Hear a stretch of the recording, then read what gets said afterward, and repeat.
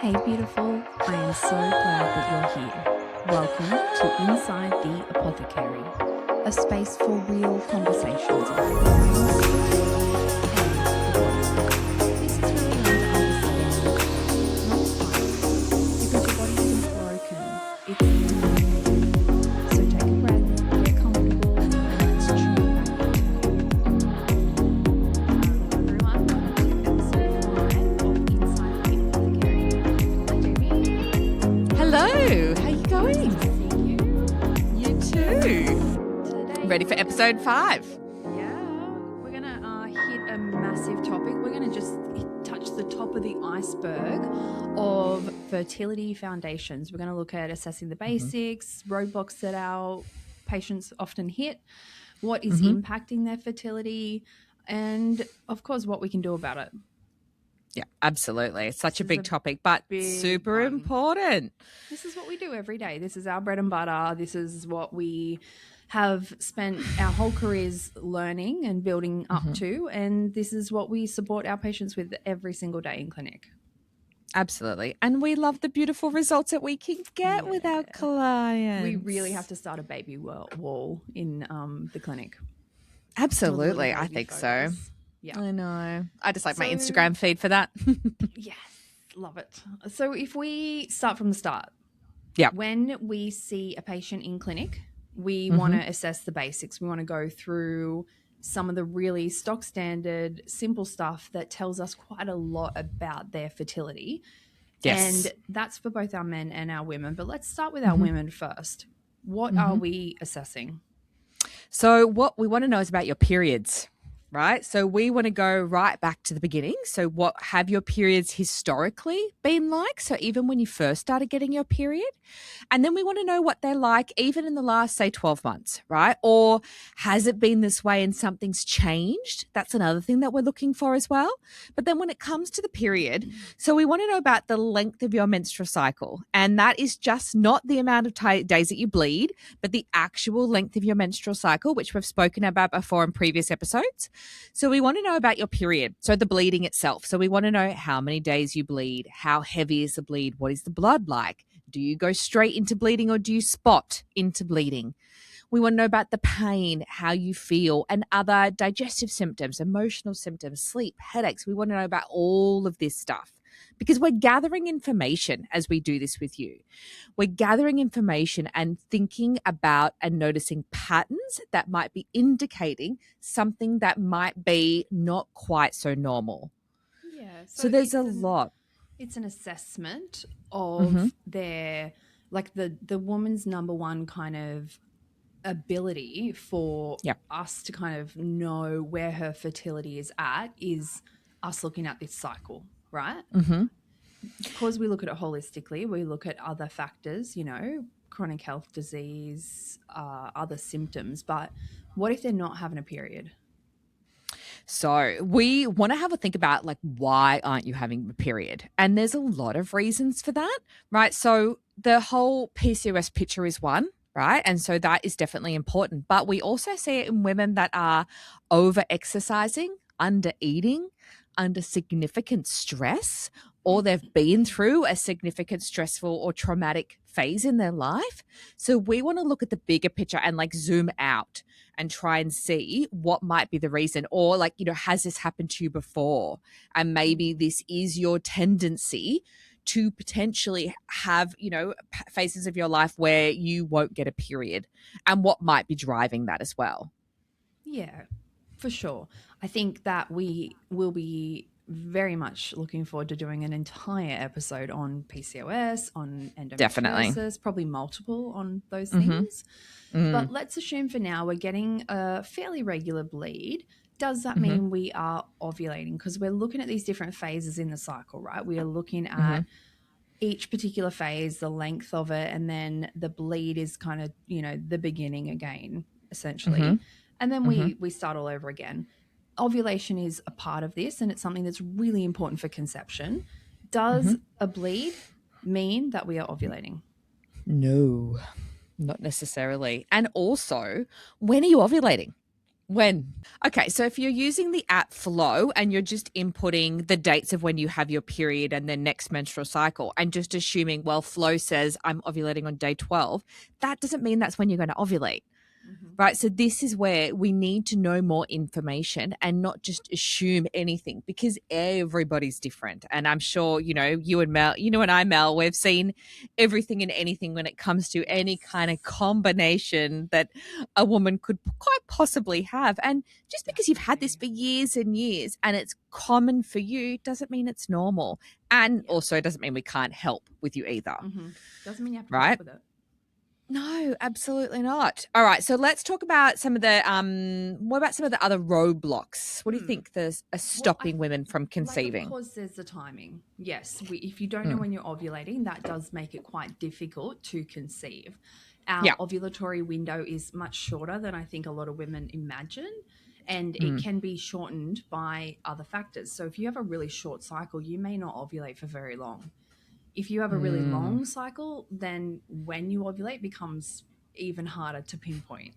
Yeah. That's if you're ovulating, like we said, just because you're having a bleed, just because you might have a regular bleed doesn't necessarily mean you are ovulating. The other roadblocks that we have are the sperm, right? So I was just thinking that. We talk egg, we talk ovulation, but it takes two to make this happen. It's a 50-50. Absolutely. So if the sperm aren't there, I always say to my patients, like when you ovulate, the egg, the oocyte is released and then she waits and she sits and she's, So I like to think about her as being like a cruise ship. Right. Except we don't know the timetable, but like when she's ready to go, she goes. She's not waiting for anybody. So you've got to have the spermies little bags packed and ready to go. Yeah, waiting, ready. I used to right? You know how like she wants them there ready and she will choose and she will give them the rose. So if they're not there lined up, she's like, I'm out of here. Yeah. So, I just think of all the funny videos of the cruise ship with the people running after it going, oh, wait, I said I'd be here. I'm sorry. I paid for my ticket. Yeah. So basically like, she's there, she's waiting. If she has to wait too long, she's going to go, but she will start to degrade immediately. So the quality of that egg is not going to be as good if we don't have the sperm lined up and waiting. And we want to line them up and we want to back them up. So generally our stats are that spermies take about 2 days to get there. So we do need to start trying to conceive before our ovulatory window, prior. Don't go, hey, I'm ovulating, let's do it. I was having this conversation with my client yesterday, right? And so she has gone down the path of she's doing some ovulation induction. And so because of that, they are assessing like every single day, right, to see when she's ovulated. And so she's worked out the last couple of months she was ovulating between days 14 and 17. Now, if she ovulated on day 14 and she only started trying the day before, what if it took her husband's spermies 2 days? She's missed it. 2 days is best case scenario. 2 days is for banging awesome sperm who have these long tails. They can swim. They know where they're going. They're like, boom. Most of our spermies probably taken longer. Yeah. So can I tell you a little tip that I like to give my clients? Because I think this is really cool. And look, this is a bit of a TMI discussion, but this is what we're all about here. And this is what we do all day, every day. So we need to get ahead of the game here, right? So what I say to my clients is after you have your period, you'll have a phase of a few dry days vaginally, right? So what I say to everybody is after your period, of a morning, and I get this is the TMI, but it's just between us. It's all good. Hit us. What I say to everybody is of a morning before you go to the toilet, just feel a little bit on the inside of yourself, just on the side, and you'll notice it'll be like dry, slippery. And the second you feel it go slippery, that's the beginning of your go time. Right? So then you're looking and matching up where you are at in your cycle as well. It's the river that the fish need to swim in. Absolutely. So we're looking for the river. Those fish can't swim in a barren creek. Totally.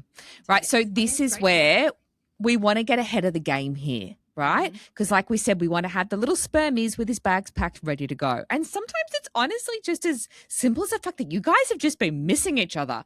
Ships passing in the wind or whatever that saying is. So this is where these little bits can actually make a really big difference. It's nice to be in I think tune so. with your body too, because we use our bleed. We're so focused on the bleed first and foremost. And Yeah. then when we start trying to conceive, we're focused on ovulation. But Mm. there's all these bits in between. Yeah. There's all the Yeah, for grey. sure. So it's Yeah. nice to be in touch with yourself. What if that slipperiness doesn't come the whole cycle? We go, okay, Yeah. that's a really good indication. That is a really good assessment. You know, that's a sign that we can use that there might be a roadblock there that we can tailor medicine to, that we can tailor treatment for. Yeah, absolutely. No, I completely agree. And look, I know sometimes when you guys hear this stuff, it seems overwhelming and you're like, oh, God, I've got to think about this. I've got to think about this. But I flip it and go, look at all this new information we now have about factors to take into consideration. Because in my mind, I would rather you be thinking about all of this information rather than going, oh, it's unexplained infertility. Right. So this is how I look at it. Don't be overwhelmed. Just kind of go, this is the information you are taking on board as things we can do to be helping to improve your fertility. And more we know, the better we can get at getting you the most accurate results to get you this beautiful fertility baby that we're working towards. Right. We want the sperm and the egg to be as fresh as they both can possibly be when they meet. We want them to then go out for dinner. We want them to like get to know each other, and we want them to go home together. They need to go home, like have a nice clean bed for their first night together. It's really important. This is part of implantation. Yes. So, Now let's talk about Mel. I want to talk about the factors that are going to impact fertility. Yes, so many. So many.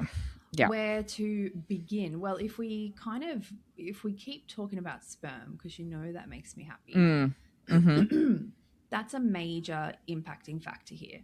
We are nearly always talking about our women, so let's do spermies first. If sperm aren't vital, conception is going to be less and less likely. Implantation failure will be higher, and the chances of early miscarriage will be higher as well. The sperm carry all that beautiful DNA. So the factors impacting sperm are wide ranging, but generally easy to fix. And we see really good results when these things are kind of addressed. So we're looking at environmental exposure with sperm. They don't like heavy metals. They don't love being in like an environment where there's chemicals and, you know, like mining and shop fitting, like, you know, mechanic kind of stuff. Like we need to look at these factors. If there's certain nutrients and you know, toxins that if they're too high, even good stuff, if they're too high, sperm will be affected. So a lot of my men will supplement zinc, because zinc is well known to be something that is taken from the body every time that they ejaculate pretty heavily, and also important for fertility. But if zinc's too high, that damages sperm. If aluminium's too high, that will damage sperm. I've had welders, I've had people working in aluminium smelters, you know. If lead's too high, that's going to cause issues as well. So they're pretty, like, I wouldn't say they're fragile, but I want to say they're like, what's that word I'm looking for? They're affected easily by these factors. They don't like to be touched by these toxins. So environmental for sure comes into play. Can I just say, if we're going to talk about environmental, that leads me on to nicotine and vaping. Yes. Well, it's exposure. Yeah, that's why I'm like, if we're going to talk about that, we need to talk about this. I really think this kind of follows on with each other. And I just, I know so many people are vaping these days, and I feel like we've gone backwards and everyone's forgotten that nicotine is really harmful and does have a negative impact in terms of fertility. Yeah. So vaping, smoking, we love it if you can have stopped 3 months before trying to conceive, really, right? So if you're thinking of starting to conceive soon, start reining it in now, as soon as you can. The beautiful thing is, it does only take us 90 days to generally, like it can take only 90 days for some of these parameters to just get so much better. But yeah, we need to remove the environmental exposures, including yes, absolutely, recreational drugs. You know, we can talk about alcohol. So if we look at, you know, diet and lifestyle, we know that poor dietary kind of habits, lots of alcohol, lots of oxidized food like rancid stuff, deep fried, seed oils, that kind of thing is all going to affect our spermies. They love antioxidants. They love, beautiful, fresh, whole food. They love blueberries and capsicums, things that are purple and red. All those kind of things are going to be really nice for our spermies. And they need lots of omegas because that's how they form their head. Yeah, I knew you were going to say that. I know you love to talk about the fatty head of the sperm. It's me. I actually was just talking to a client yesterday and her partner is vegan. And so we were saying that for him, he needs to be on the algae oils as definitely a vegan alternative. So a vegan alternative for your omega-3s, because like Mel said, it's really important if you're not going to have fish oils. And also we've done a video, we did a podcast where we talked about the importance of good quality fish oil, right? So if you haven't, we're going to have that episode for you guys as well. But when we talk about this and omegas, from a vegan source, algae is the best, right? Because it's the most similar. And that is going to be really good for their little spermy heads as well. Really important if you're vegan. You can still eat nuts and seeds in the diet. You can still do like avocado and flaxseed meal. Chia seeds are beautiful. Like there's other things other than eating fish as well or supplementing fish oil. We can supplement choline, or we can supplement flaxseed oil, or oh gosh, there's so many options. So there's definitely things that we can work with. But if you're vegan, it's not, you might need to supplement that. You need to supplement that pretty much, like a lot of the time. Yeah. So yes. Yeah. You need a little extra goo-goo. Yes, I agree.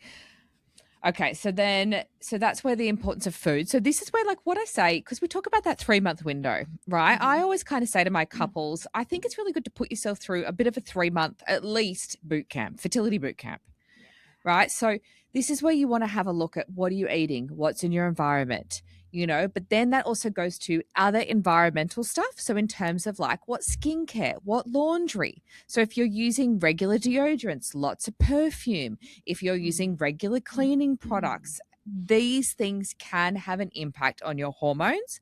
And these are what we call as like endocrine disruptors or like hormone disruptors. So do you want to explain what that is, or do you want me to take I don't one? mind. Well, it's part of your exposure, right? Like if we're spraying chemicals on ourselves, then it's going to upset the whole system. We're going to get toxin exposure. But when it affects our endocrine system, it's literally kind of affecting our hormones, right? We're looking at the possibility that some of these things that we're spraying on ourselves our body might think that that's the hormone, and it'll fit into the puzzle piece that our actual hormone should be, and it will disrupt the endocrine system. So I have a little way that I like to explain this to people, right? So what I say is, do you remember everybody remember how a while ago now, it's like the world told us stop using BPA, right? And everyone go BPA free, right? Now BPA is like fragrance, is like perfume, is like a lot of these things, hormone disruptors. The way that I like to describe them is on the edge of your cell, if you can, on a video, there's all these estrogen receptors that look like little locks. Estrogen comes along like a little key, unlocks and gets broken down. Now what happens is BPA and fragrance and everything comes along and it looks like estrogen. So it sits on all the locks. Then our estrogen comes along and is like, well, where am I going to go? All the spots are taken. I'm going to build up in the body. So all these things like BPA, they mimic that estrogen and take all the estrogen receptors, right? So they can really throw out the balance of our hormones. And that's what causes a lot of problems. And this is why you'll never go 100% low tox. So don't freak out. But it's what you can do to start to reduce the load in your body and in your environment for both of you. And you want to set this stuff up before you get pregnant as well. Well, because our little bubbers are so sensitive to this stuff as well. So if it's out of the house as much as we can, it's really interesting. A lot of our patients, like I see, have bubba and then they're like, I don't want these toxins around my baby. But let's get the toxins not around you before bubba comes, We use all this organic stuff, all this beautiful, toxin-free kind of baby wash and like hair wash, like nice stuff for our bubbers, but we need to do it for ourselves as well.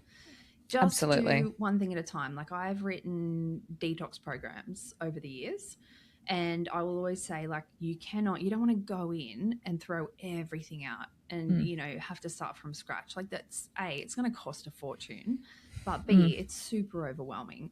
And often it will take a while to find the product that you most like using Mm. within, like, so say you might need to try 10 different toothpastes to get a nice toothpaste, an actual toothpaste that you like, right? So just start with one thing at a time. And then, when it runs out, you look for the low tox option. I will do a little shameless plug on the Nourishing Yes. Apothecary Oh, website because we do have lots of low tox products on there. So cleaning and laundry, and we have skincare and toothpaste, like Mel said. Lovely little options that I've sort of we've curated done the together work on the for you. website. Yeah, we've Yeah. tested it. We've done that work for you. Yeah. And these are brands that we know like are And really love. good quality. Yeah. So they can definitely go check out the website, Mm-hmm. nourishingapothecary.com, and we have done the legwork for them. Yep. But what are some of the other things that are really affecting or impacting our fertility? We have other health stuff, Yeah. It's not just like this reproductive system is sitting alone and it's unaffected. We've got our metabolic health, for instance. This is something that I really commonly see with my men, actually. I don't want to see high sugars and stuff with my women either, but high cholesterol, high glucose. I'm always testing HbA1c. I want to see what that usage is like. And that will impact fertility if those things are out of whack. If those things are Yeah. high, it indicates there's inflammation in the metabolic system. Yeah. And with men as well, like it's also their hormones. So it's also like what's going on with their testosterone, what's going on with like other markers with men as well. Like it's not just the women hormones that we look at. So we do look at men as well. I think as well, thyroid is a big one. Definitely. Yeah. So our women in particular, and thyroid, if that thyroid is sluggish, if it's, running in circles, if it's overactive, if it's underactive, it's a biggie in the fertility kind of realm. This is something that, like, it's not weird and wonderful that naturopaths are looking at the thyroid. This is something our doctors are really keeping an eye on too. The thyroid is important for not just conception, but for your pregnancy outcomes as well. So we're keeping an eye on the thyroid for sure. Yeah, and it's definitely an area that, like, I think a lot of people don't realize that naturopaths can really help you with. I think another big one is autoimmune conditions. I'm always kind of keeping a little sneaky eye out for it. And I almost would say with autoimmune stuff, the other thing I'm also looking at is like really intense, like allergic reactions, right? So if you get a lot of hay fever, like a lot of histamine stuff all the time, because for me, what I'm looking at is if your body is fighting any fires, right? If your body is fighting any fires, whether it's psychological or whether it's physical, and it's sensing like I am feeling like I'm allergic to everything right now, it's like your body is pouring a lot of energy into that. So it's not going to be like, oh yeah, no, sorry, I'll stop that right now. I'll go make a baby. So that's where we want to like have a look and see, okay, is there anything that your body is really sensing like this is my number one priority right now? Because that's what we want to focus on. And just, it's all about bringing that body back to balance. Yeah. Happy little home for a little bubble to grow, for sure. The other thing with the autoimmune stuff, like I put my endo girls in that category nearly all the time, because if your immune system is super stimulated and it's overreacting to everything, and that can be hay fever and allergies and stuff, or it can be like that endo picture. We know there's almost always high histamine stuff going on, mast cell stuff going on. So we want to just settle it all down as much as we can, so that the body doesn't then think that our embryo is an issue as well. Yeah, no, I definitely think that's a really important point. And that's kind of, I think, with endo, a part people don't think about when it comes to fertility.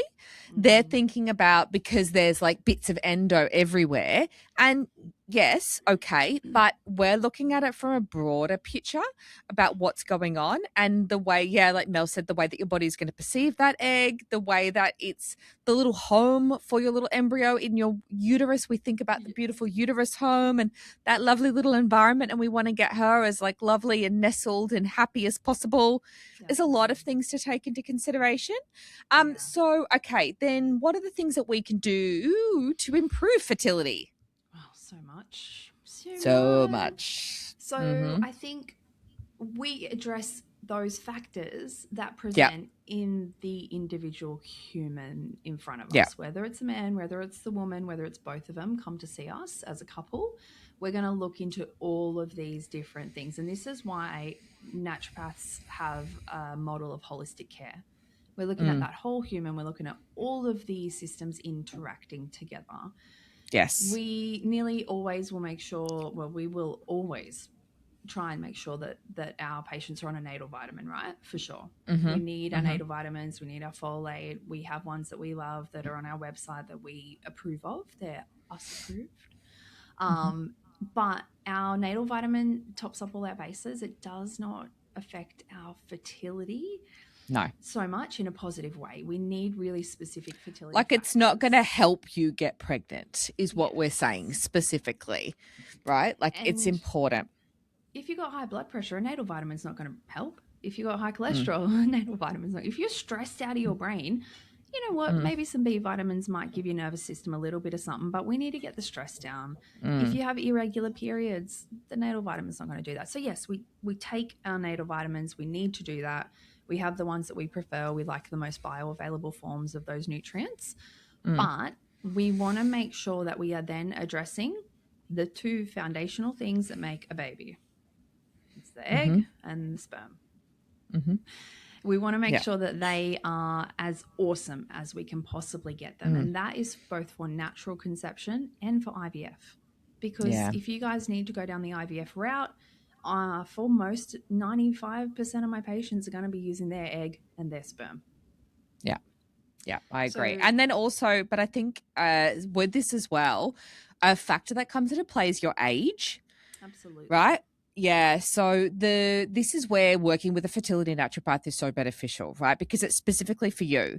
So when we have a couple that have been trying to conceive and they're 28, 29 versus a couple that are 38, 39, the way that we look at the egg and the sperm often is quite different. Yeah. Right. And then also if we have a couple that's 40, 45, right? So again, very different and a very different approach because we understand a lot about the mitochondria of the of each of the egg and the sperm, and that's how we produce the energy. So the energy component of the egg and the sperm is so important, and we need to take into consideration like the health of you, the age of you, in terms of what recommendations we make as well. It's the spark for life. Isn't it ever? So that takes a lot of energy. It does. Takes a lot of energy. Making a baby is a miracle, honestly. Like it's the more I learn about it, the more I get into it, I think, how does this even happen? It blows my mind. The things that have to line up, you know, the stuff that has to be optimal, like to create this healthy little baby. It is so amazing. I actually don't know why we're here, to be honest, because whoa. Not that type of podcast. No, I was thinking a while ago about ovulation, and I'm like, if ovulation is the big show, it is how we reproduce, and yet women for so long we didn't know when it happened. Yeah. We have no idea. We don't get a message to us, you're about to ovulate. Often women have no sign, there's no symptoms. Like often there's nothing, and yet we just magically, it's supposed to happen. And I just think, what a flaw in biology that this is the big show and it just goes like under the radar. We should do, a whole podcast episode on the flaw in biology of women's anatomy. Oh my gosh. Amazing. Yeah. I think that's a whole nother thing. But as we kind of wrap up this and, try and put that all into that is a lot of information for people. I know. One of our most important things to remember is that fertility is rarely about one test. It is rarely about one supplement. Yep. And I think it's a reflection of our overall health and vitality, and that's why as naturopaths we love it. I love working with this. I want people to be their healthiest and most vital, and that's when we are most likely to create this little life between us. So we're preparing for conception. We are setting those foundations. We're trying to give 3 months at a minimum. Mm-hmm. We're looking at regular cycles. Mm-hmm. You know, is ovulation occurring? Mm-hmm. Are we healthy in all other ways? Can we quit vaping, please? Yes, please. Yeah, we need a bit of a plan there. But we're also kind of trying to optimize everything at the same time. So we want to treat the thyroid if there's any issues. We want to treat the high blood pressure, but we want to optimize those systems at the same time. And that's what's the beauty of herbal medicine, is that it does both at the same time. Yeah. I always think if you take a medication, yes, it helps, right? For the most part, it can help. But with herbs, we're actually kind of addressing the underlying cause. We're fixing the issue at the same time as treating it. Yeah. You and I are very big on fertility care being super individualized. Mm-hmm. I think that's a big Sure takeaway is. for me with this one. Yeah, everybody's different. Like, and honestly, this is only just scratching the surface of fertility stuff. Like Mel's saying, we're probably going to have to do several episodes on this and kind of digging into some of the really big components of it. But this is just kind of illuminating to you all just the scope of what it could be when you're looking at fertility, which is why it's not just one supplement. It's not just that, which is why seeing a fertility naturopath like Mel, myself, or Danielle on the team would be really good at getting you that personalized approach to specifically what you need, which is, ultimately what we want for you all. We want that whole system approach. We want healthier pregnancies. We don't just want conception. That's the first thing. But we want healthier pregnancies, and we want really, really healthy, super cute babies. And that's what I aim to make. Absolutely. Thanks for joining us for this episode. Thank you. Of Inside the Apothecary. And in our next episode, we'll continue to explore deeper into our next topic, whatever that might be. And we will